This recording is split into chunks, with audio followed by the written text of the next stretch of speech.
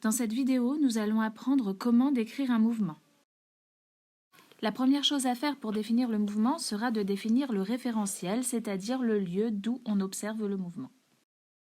Premier cas, on a une personne qui est devant le collège. Cette personne observe le mouvement apparent du soleil dans le ciel. Elle va en conclure que le soleil décrit un arc de cercle. Alors maintenant, on a quelqu'un qui se trouve dans l'espace. Et cette personne va observer que le soleil ne bouge pas, mais que la Terre tourne sur elle-même. Grâce aux deux exemples précédents, on comprend que le mouvement n'est pas le même en fonction de l'endroit d'où on l'observe. Donc, avant de décrire un mouvement, il faut absolument commencer par préciser d'où on l'observe, donc préciser le référentiel.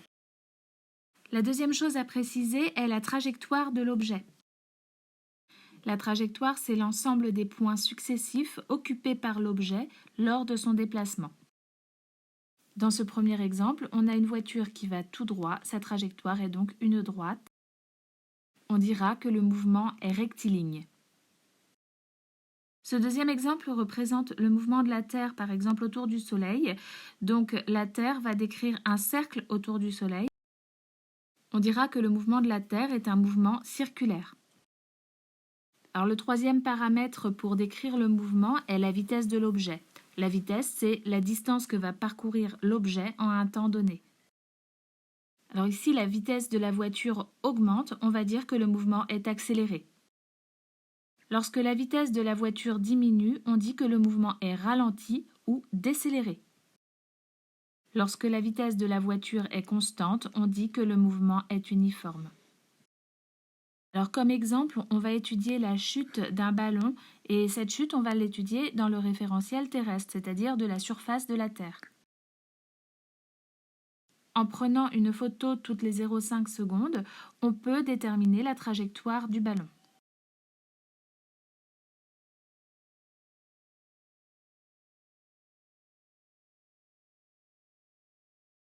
On observe que cette trajectoire est une droite. Alors les photos ont été prises toutes les 0,5 secondes. D1, D2, D3, D4 sont les distances parcourues pendant ce temps et on voit que les distances sont de plus en plus grandes. Donc on peut en déduire que la vitesse augmente.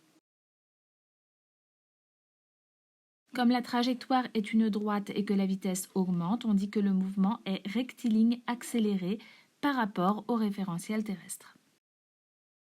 Apprends bien le vocabulaire de cette leçon et à bientôt pour une nouvelle notion.